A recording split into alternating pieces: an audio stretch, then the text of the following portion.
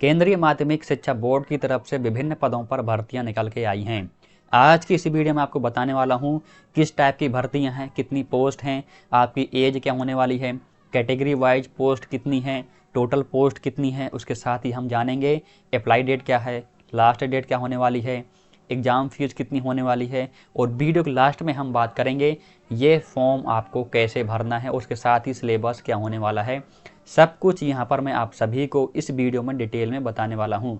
तो जितने भी लोग इस फॉर्म को भरना चाहते हैं, जो स्टूडेंट हैं, जितने भी कैंडिडेट हैं, यदि आप लोग इस फॉर्म को भरना चाहते हो तो इस वीडियो को पूरा ज़रूर देखना। और ये जो PDF है इसको मैं अपने टेलीग्राम चैनल पर डाल दूंगा, तो वहाँ से जाकर के आप अच्छे से इसको और रीड कर सकते हो। और टेलीग्राम चैनल का लिंक मैं आपको वीडियो के डिस्क्रिप्शन पर डाल दूंगा, तो वहाँ से जाकर के डायरेक्टली आप टेलीग्राम पर पहुँच जाओगे और इस PDF को डाउनलोड करके अच्छे से रीड कर सकते हो। ठीक है, चलिए वीडियो शुरू करते हैं।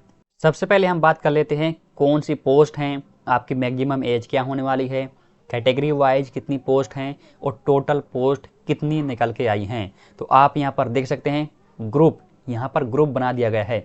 तो ग्रुप A, B और C, इनमें अलग अलग पोस्ट निकल के आई हैं। और ये है मैक्सिमम एज, और ये है कैटेगरी वाइज पोस्ट, और ये टोटल पोस्ट। ठीक है, तो सबसे पहली पोस्ट है ग्रुप A की, वो है असिस्टेंट सेक्रेटरी एडमिनिस्ट्रेशन। इसके लिए मैक्सिमम एज मांगी है 35 वर्ष। अगर हम बात करें कैटेगरी वाइज पोस्ट कितनी है, तो SC के लिए 2 पद, ST के लिए 1 पद, OBC NCL के लिए 4 पद, EWS के लिए 1 पद, UR के लिए 10 पद, और टोटल पद है यहाँ पर 18। असिस्टेंट सेक्रेटरी एकेडमिक, इसके लिए मैक्सिमम एज है 30 वर्ष। SC के लिए 3, ST के लिए 1, OBC NCL के लिए 4, EWS के लिए 1, UR के लिए 7, टोटल पद 16। ठीक है, असिस्टेंट सेक्रेटरी स्किल एजुकेशन के लिए मैक्सिमम एज है 30 वर्ष। SC के लिए 1 पद, ST में कोई पद नहीं है, OBC के लिए 2 पद, EWS के लिए कोई पद नहीं है, UR के लिए 5, और टोटल पद है 8। इसी तरह आप देख सकते हो असिस्टेंट सेक्रेटरी ट्रेनिंग के लिए मैक्सिमम एज 30 वर्ष और टोटल पद 22 है। अकाउंट ऑफिसर मैक्सिमम एज 35 और टोटल पद यहाँ पर 3 दिए हैं। ठीक है, अगर हम बात करें ग्रुप B की, तो यहाँ पर जूनियर इंजीनियर मैक्सिमम एज 32 वर्ष। और अगर बात करें कैटेगरी वाइज पोस्ट की, तो SC के लिए यहाँ पर 2 पद, ST के लिए 1, OBC NCL के लिए 5, EWS के लिए 1, UR के लिए 8, और टोटल पद यहाँ पर 17 हैं। जूनियर ट्रांसलेशन ऑफिसर के लिए मैक्सिमम एज 30 और टोटल पद यहाँ पर 7 हैं। अब बात करें ग्रुप C की, तो यहाँ पर अकाउंटेंट मैक्सिमम एज 30 वर्ष और टोटल पद यहाँ पर 7 हैं। जूनियर अकाउंटेंट मैक्सिमम एज 27 और टोटल पद 20। ठीक है, तो अब यहाँ पर आपके मन में एक सवाल आ रहा होगा, यहाँ पर हमने मैक्सिमम एज की तो बात कर ली, लेकिन मिनिमम एज कितनी होनी चाहिए, ये भी तो जानना बहुत ज़रूरी है। हाँ, ज़रूरी है, आगे हम वीडियो में डिस्कस करने वाले हैं। चलिए अब बात कर लेते हैं इम्पोर्टेंट डेट्स के बारे में कि कौन कौन सी डेट यहाँ पर इम्पोर्टेंट होने वाली है। देखिए, एप्लीकेशन फॉर्म 12 मार्च 2024 से भरना स्टार्ट हो चुके हैं। मतलब ये कि 12 मार्च से फॉर्म भरना शुरू हो गए हैं, और इसकी जो लास्ट डेट होने वाली है वो है 11 अप्रैल 2024 से।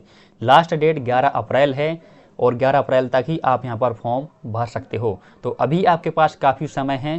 तो सबसे पहले आपको नोटिफिकेशन पढ़ना है, अच्छे से रीड करना है, सारी चीज़ें अगर आप समझ जाओ उसके बाद ही आपको यहाँ पर फॉर्म भरना है।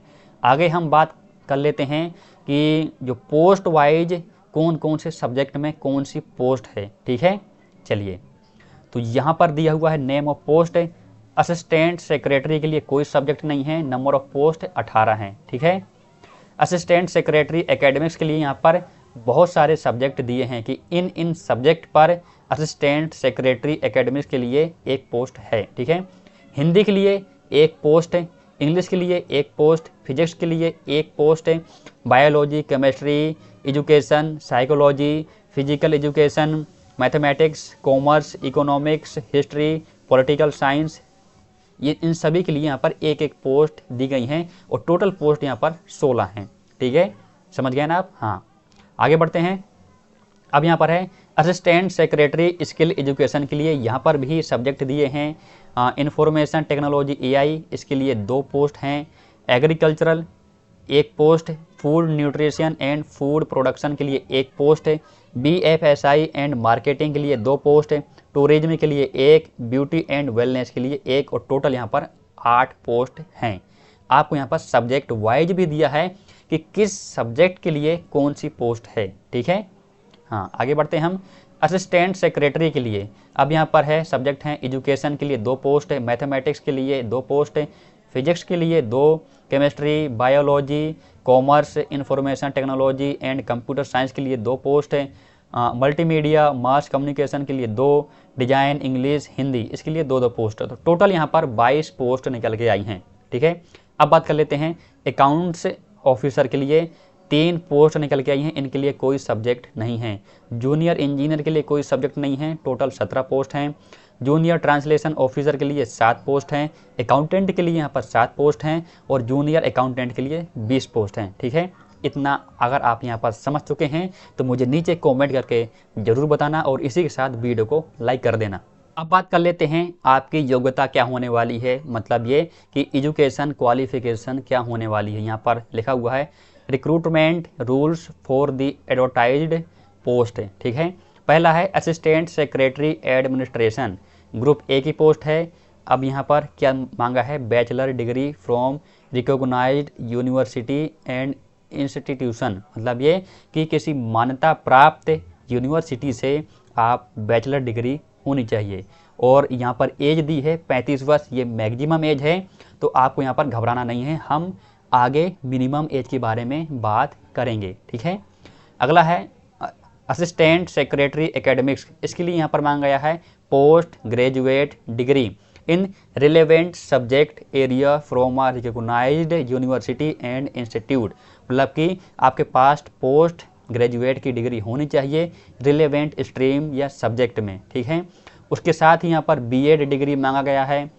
उसके साथ ही NET एंड SLET और इक्वलेंट ऑफ डॉक्टरेट डिग्री, ये चीज़ें यहाँ पर मांगी गई हैं। तो आप इनको अच्छे से रीड करना पहले, इसलिए मैंने आपको बार बार बोल रहा हूँ कि सबसे पहले आपको फॉर्म भरने से पहले PDF को अच्छे से रीड करना है। इनके जो रूल्स हैं, टर्म्स एंड कंडीशन हैं, जब तक आप ना समझ जाओ तब तक आपको फॉर्म नहीं भरना है। यदि आप फॉर्म भर भी देते हो, बाद में कुछ होता है तो आप यहाँ पर रिजेक्ट हो जाओगे, ठीक है।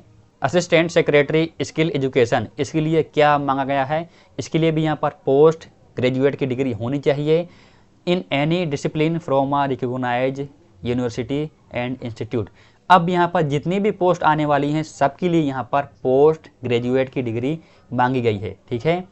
तो आप देख सकते हैं यहाँ पर सबके लिए पोस्ट ग्रेजुएट की डिग्री मांगी गई है। अगर हम बात करें अकाउंट्स ऑफिसर के लिए तो यहाँ पर बैचलर डिग्री मांगी गई है, ठीक है। आप इसको नोटिफिकेशन को एक बार अच्छे से रीड करना, मैं बार बार बोल रहा हूँ। उसके साथ अगर हम बात करें जूनियर इंजीनियर की तो यहाँ पर BTech की डिग्री मांगी गई है, वो भी civil engineering from a university institution recognised from AICTE, मतलब AICTE से मान्यता प्राप्त यूनिवर्सिटी या इंस्टीट्यूशन से आप डिग्री होनी चाहिए B या BTech की, ठीक है। जूनियर ट्रांसलेशन ऑफिसर, इसके लिए यहाँ पर मास्टर डिग्री मांगी गई है।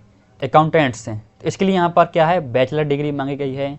तो उसके आगे दिया है जूनियर अकाउंट्स, इसके लिए 12th class from a recognised board university institution with accountancy business studies economics commerce entrepreneurship finance business administration taxation cost, ये सारी चीज़ें यहाँ पर मांगी गई हैं, ठीक है। तो यहाँ पर 12th पास भी मांगा है, बैचलर डिग्री मांगा गया है और मास्टर डिग्री भी मांगा गया है और उसके साथ साथ पोस्ट ग्रेजुएट डिग्री। तो सभी के लिए अलग अलग योग्यता हैं। तो आप एक बार अगर नोटिफिकेशन को अच्छे से रीड करोगे तो आपको सारी चीज़ें यहाँ पर समझ में आने वाली हैं। चलिए अब बात कर लेते हैं मिनिमम एज क्या होने वाली है, क्योंकि इसको लेकर के बहुत ज़्यादा कन्फ्यूजन था। क्योंकि हमने मैक्सिमम एज के बारे में तो बता दिया है, तो मिनिमम एज कितनी होने वाली है तो यहाँ पर लिखा हुआ है साफ साफ मिनिमम एज 18 वर्ष होनी चाहिए। चलिए अब बात कर लेते हैं एग्जामिनेशन फ़ीस के बारे में कि आपकी फ़ीस कितनी होने वाली है। जैसे मैंने आपको ऊपर बताया था group A, group B, group C 3 तरह की पोस्ट यहाँ पर निकल के आई थी। तो उसी हिसाब से यहाँ पर आपकी एप्लीकेशन फ़ीस भी होने वाली है। जो ग्रुप ए है उसमें जितनी भी पोस्ट हैं उसके लिए application fees for 1500 for each post, हर एक पोस्ट के लिए 1500 रुपये की फ़ीस लगने वाली है। उसके साथ ही फॉर ग्रुप बी एंड सी के लिए 800 रुपये की फ़ीस लगने वाली है। और ये है अनरिजर्व्ड ओबीसी एंड ईडब्ल्यूएस के लिए, जो अनरिजर्व कैटेगरी में आते हैं ना, उनके लिए ये फ़ीस होने वाली है। लेकिन जो रिजर्व कैटेगरी के हैं जैसे SC, ST, PWBD, ex serviceman, women, regular CBSE employees, इनके लिए कोई फ़ीस नहीं है, 0 फ़ीस होने वाली है। ठीक है, इतना आप समझ गए तो मुझे नीचे कमेंट करके ज़रूर बताना। चलिए अब बात कर लेते हैं आपका एग्ज़ाम किस तरह से होगा और सिलेबस क्या होने वाले हैं। ठीक है, तो यहाँ पर आपके 2 एग्ज़ाम होने वाले हैं। पहला होगा MCQ बेस और दूसरा होगा रिटन बेस। ठीक है, MCQ में यहाँ पर ऑब्जेक्टिव टाइप के क्वेश्चन आएंगे तो उसके लिए यहाँ पर अलग सिलेबस है, और जो रिटन होगा उसके लिए अलग सिलेबस है। तो यहाँ पर जितनी भी पोस्ट हैं सभी के लिए यहाँ पर अलग अलग सिलेबस दिया गया है। ठीक है, तो अगर हम बात करें असिस्टेंट सेक्रेटरी के लिए तो यहाँ पर आप देख सकते हैं पार्ट ए में current affair and general awareness, इसके 30 क्वेश्चन आएंगे 60 नंबर के। ठीक है, general mental ability, logical reasoning and analytical ability, इसके 30 क्वेश्चन आएंगे। पार्ट 3 में arithmetical, numerical ability, data interpretation, इसके लिए 30 प्रश्न आएंगे। तो टोटल यहाँ पर 150 प्रश्न आने वाले हैं और टोटल मार्क्स यहाँ पर 300 का है और 2.5 घंटे आपको समय दिया जाएगा। उसके बाद यहाँ पर आपका रिटन एग्ज़ाम भी होगा और रिटन एग्ज़ाम के लिए यहाँ पर इन्होंने सिलेबस दिया हुआ है। ठीक है, तो आप देख सकते हैं part A, part 2, part 3, part 4। Current affair जो ऊपर है कहीं ना कहीं मिलता जुलता नीचे भी रिटन में एग्ज़ाम दिया गया है। तो टोटल मार्क्स की अगर हम बात करें तो 320 नंबर का रिटन एग्ज़ाम होगा और 3 घंटे यहाँ पर आपको समय दिया जाएगा। दोनों एग्ज़ाम निकालने के बाद उस हिसाब से यहाँ पर मेरिट लिस्ट निकाली जाएगी। फिर उसमें जितने कैंडिडेट होंगे उन सभी का इंटरव्यू होगा। उसके बाद ही आपका यहाँ पर डॉक्यूमेंट वेरिफिकेशन, देन उसके बाद यहाँ पर ज्वाइनिंग होने वाली है। चलिए हम आगे बढ़ते हैं। अगली पोस्ट हमारी यहाँ पर असिस्टेंट सेक्रेटरी, इसके लिए भी यहाँ पर सिलेबस इन्होंने निकाला हुआ है। तो यहाँ पर भी आपके 2 एग्ज़ाम होंगे, पहला MCQ बेस्ड, दूसरा रिटन एग्जामिनेशन, तीसरे में आपका इंटरव्यू लिया जाएगा। ठीक है, इसी हिसाब से अकाउंट ऑफिसर के लिए भी यहाँ पर सिलेबस निकाला है। तो सभी के लिए यहाँ पर सिलेबस इन्होंने निकाला है और सभी के लिए यहाँ पर इन्होंने टाइमिंग भी दिया हुआ है कि टोटल क्वेश्चन कितने आएंगे, कितने मार्क्स का होने वाला है और कितने घंटे का ये एग्ज़ाम होने वाला है, सब कुछ यहाँ पर इन्होंने दिया हुआ है। अब बात कर लेते हैं जो आप एग्ज़ाम देने वाले हो उसमें माइनस मार्किंग है या नहीं। तो यहाँ पर माइनस मार्किंग है। तो यहाँ पर लिखा हुआ है 12th में marking scheme in tyre 1 2 marks shall be awarded. मतलब ये कि जो टायर 1 में जो MCQ बेस्ड क्वेश्चन आएंगे उसमें एक क्वेश्चन के लिए 2 मार्क्स से दिए जाएंगे, लेकिन यदि आप गलत करते हो तो वहाँ पर आपको 0.5 मार्क्स से डिडक्ट कर ली जाएंगे। मतलब ये कि आपके वहाँ पर नंबर कटने वाले हैं। तो यहाँ पर माइनस मार्किंग है, तो ध्यान से आप सभी को यहाँ पर एग्ज़ाम देना है। चलिए अब बात कर लेते हैं कि आप जो एग्ज़ाम देने जाओगे वो कौन कौन सी सिटी में होने वाला है। तो आप यहाँ पर देख सकते हैं ये दिया सिटी कोड, ये सिटी एंड ये स्टेट। तो सिटी है विजयवाड़ा, गुवाहाटी, पटना, चंडीगढ़, दिल्ली, बेंगलुरु, ये सब चीज़ें यहाँ पर दी हुई हैं। ठीक है, तो यहाँ पर टोटल 1 2 3 4 5 6 7 8 9 10 11 12 13 14, मतलब कि ये 14 सिटी में आपका यहाँ पर एग्ज़ाम होने वाला है। तो डिपेंड करता है आप किस स्टेट से, किस सिटी से फॉर्म भर रहे हो। यदि आप एग्जाम्पल के लिए भोपाल से फॉर्म भर रहे हो तो उम्मीद है कि आपका भोपाल में ही सेंटर आ जाए। ये डिपेंड करता है कि कितने लोग यहाँ पर फॉर्म भर रहे हैं। ठीक है, चलिए अब लास्ट में हम बात कर लेते हैं एग्ज़ाम फॉर्म कैसे भरेंगे। तो एग्ज़ाम फॉर्म भरने के लिए इनकी एक वेबसाइट है, उसका लिंक मैं आपको वीडियो के डिस्क्रिप्शन पर दे दूंगा। तो वहाँ से क्लिक करके डायरेक्टली आप इस पेज पर आ जाओगे। यहाँ पर आने के बाद सबसे पहले आपको अपने आप को यहाँ पर रजिस्टर करना पड़ेगा। ठीक है, रजिस्टर करने के लिए यहाँ पर एक टैब दिया हुआ है न्यू रजिस्ट्रेशन का। इस पर जैसे ही आप क्लिक करेंगे तो आप दूसरे पेज पर रीडायरेक्ट हो जाएंगे। यहाँ पर आपको बहुत सारी चीज़ें और देखने को मिल जाएंगी कि आपकी फ़ीस कितनी होने वाली है कैटेगरी वाइज। उसके साथ ही आपको रजिस्ट्रेशन करते समय क्या क्या सावधानियाँ रखनी है, कौन कौन से डॉक्यूमेंट अपलोड करने हैं और आपको पासवर्ड कैसे बनाना है, ये सारी चीज़ें आपको एक बार रीड कर लेनी है। रीड करने के बाद यहाँ पर जो चेक बॉक्स दिया है इस पर आपको क्लिक करना है और क्लिक हेयर टू प्रोसीड पर क्लिक कर देना है। इसके बाद आपके सामने CBSE की पेज ओपन हो जाएगा। यहाँ पर आपको अपने आप को सबसे पहले रजिस्टर कर लेना है। बहुत सारी डिटेल मांगी हैं, इन सभी डिटेल को यहाँ पर आपको भर करके सबमिट कर देना है। इसके बाद आपको यहाँ से ID पासवर्ड मिल जाएगी। उसके बाद आपको लॉगिन करना है और लॉगिन करने के बाद आपको अपना एग्ज़ाम फॉर्म भर देना है।